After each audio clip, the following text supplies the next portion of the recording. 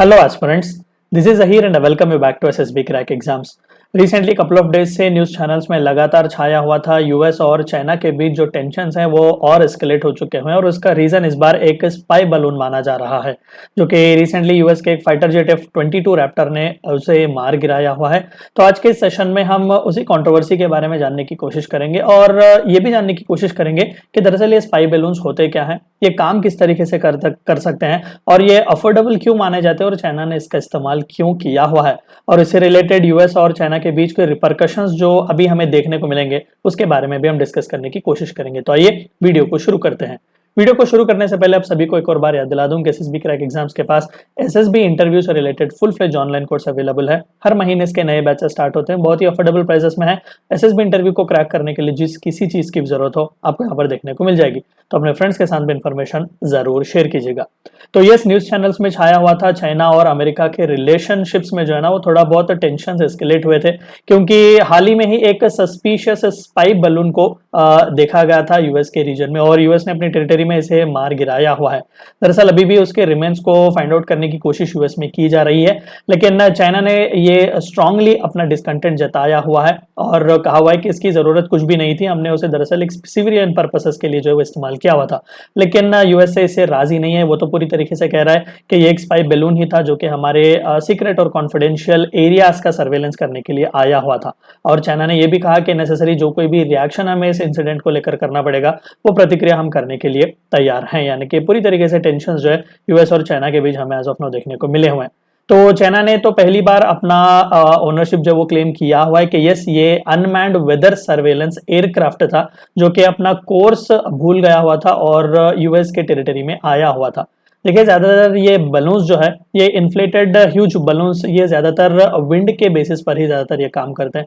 तो उन्होंने यही कहा कि ऑफ द कोर्स ये निकल चुका हुआ था, तो अलास्का से होते हुए कनाडा एंड देन यूएस की टेरिटरी में ये आया हुआ था। लेकिन ये कोई भी मिलिट्री या फिर सर्वेलेंस का डिवाइस इसमें नहीं था, ये महज एक वेदर सर्वेलेंस का एयरक्राफ्ट था। लेकिन यूएस के ऑफिशियल्स इस एक्सप्लेनेशन से वो राजी नहीं थे। उनका यही कहना था कि ये तो पक्का एक सर्वेलेंस और इंटेलिजेंस कलेक्शन के लिए ही ये स्पाई बैलून को भेजा गया था, भले ही कोई भी मिलिट्री और फिजिकल थ्रेट इससे हमें या फिर किसी भी रीजन को ना हो। तो दरअसल स्पाई बैलून्स काम किस तरीके से करते हैं? देखिए, स्पाई बैलून्स आपने रोजमर्रा की जिंदगी में या फिर न्यूज चैनल्स में भी या फिर कई टीवीज वगैरह में भी देखे होंगे। बड़े बड़े इन्फ्लेटेड जो बलून्स का इस्तेमाल हम करते हैं, ये बहुत ही हाई अल्टीट्यूड पर काम करते हैं और बहुत ही ह्यूज होते हैं। कई बार इनका साइज 3 बसेस को मिलाकर जितना होता है उतने बड़े ये बलून्स होते हैं। तो जाहिर सी बात है कि इन्हें आसानी से सर्वेलेंस डिवाइसेस की तरह भी इस्तेमाल किया जा सकता है और ये सैटेलाइट के लिए अल्टरनेटिव की तरह काम कर सकते हैं। सैटेलाइट को लॉन्च करना बहुत ही एक कॉस्टली अफेयर है, वहीं यहाँ पर ये इन्फ्लेटेड बलून्स हाइड्रोजन या फिर हीलियम की गैस भर दो, कुछ हाई डेफिनेशन के कैमरास वगैरह लगवा दो, नो डाउट सेंसर्स वगैरह लगाएंगे तो ये बहुत ही अच्छा इंटेलिजेंस सर्वेलेंस के लिए ये इस्तेमाल किया जा सकता है। और ज्यादातर ये लोअर अर्थ ऑर्बिट्स और मिडिल अर्थ ऑर्बिट्स में ही हमें रिवॉल्व करते हुए देखने को मिलेंगे।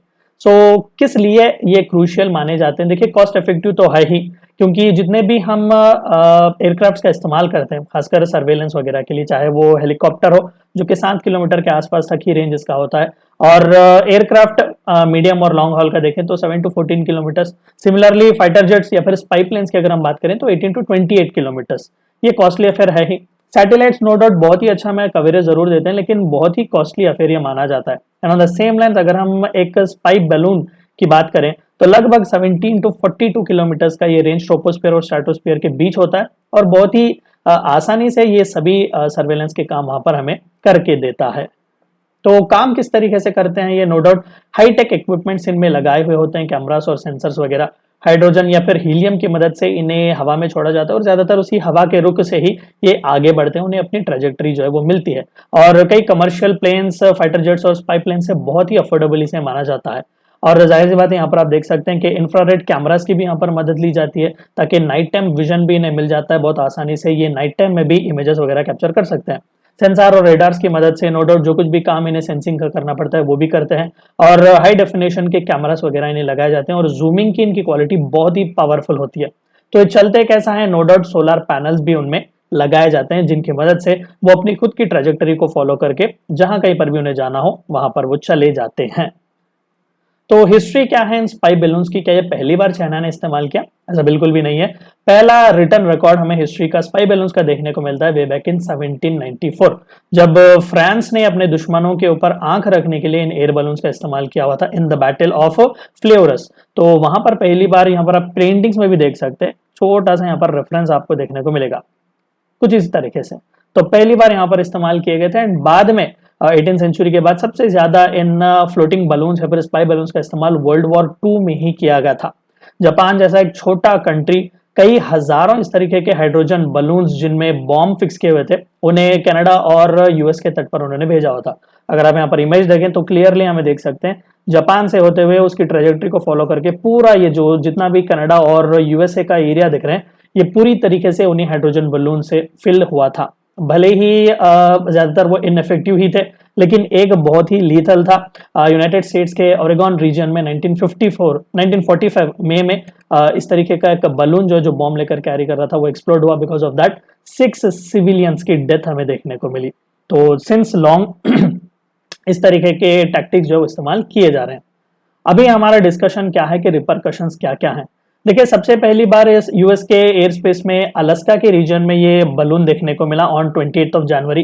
चाइना से होते हुए ये अलास्का को आया एंड देन कनाडा को भी उसने क्रॉस किया एंड देन मोंटाना का रीजन जो कि one of the most important military bases है यूनाइटेड स्टेट्स का, उसके ऊपर होते हुए ऑब्वियसली साउथ कैरोलिना रीजन में ये गया और वहां पर उसे F-22 रैप्टर ने मार गिराया हुआ था। तो चाइना ने यही कहा कि ऑब्वियस ओवर रिएक्शन है, इसकी कोई भी जरूरत नहीं थी क्योंकि एक वेदर सर्वेलेंस का बलून है। लेकिन यूएस अथॉरिटीज अभी भी हंट कर रहे हैं बाकी के रिमेनिंग जो फ्रैगमेंट्स हैं उस बलून के, ताकि उसमें देखा जाए कि क्या क्या इक्विपमेंट्स लगाए गए थे, क्या क्या कैपेबिलिटीज उस बलून के थे। क्रूशियल सी एक चीज यहाँ पर हमें जाननी यह है कि दरअसल next week secretary of states जो यूनाइटेड स्टेट्स के हैं एंथनी ब्लिंकन साहब जाने वाले थे चाइना के दौरे पर। वो दरअसल वहां पर हाई लेवल डेलीगेशन टॉक्स करने वाले थे चाइनीज ऑफिशियल्स के साथ और एक कॉमन ग्राउंड वो रिलेशनशिप को फिर से नॉर्मलाइज करने की कोशिश वो करना चाहते थे, क्योंकि रिसेंटली चाइना और यूएसए के बीच रिलेशनशिप्स इतने खासे अच्छे नहीं हैं। रिसेंटली नैन्सी पेलोसी भी गई हुई थी ताइवान, यूएस कांग्रेस के स्पीकर।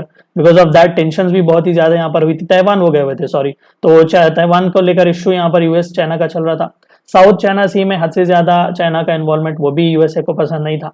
और जिनजियांग प्रोविंस में जो खासकर उइगुर मुस्लिम्स पर जिस तरीके से ह्यूमन राइट्स का क्रैकडाउन हो रहा है, उस पर भी यूएसए ने चाइना के साथ कहीं ना कहीं अपने हॉर्न्स को जो है वो लॉक किए हुए हैं। और हांगकांग में जो डेमोक्रेसी के एक्टिविस्ट पर जो क्लैम्पडाउन किया हुआ है, उस पर भी यूएस और चाइना की एक दूसरे के साथ पड़ नहीं रही थी।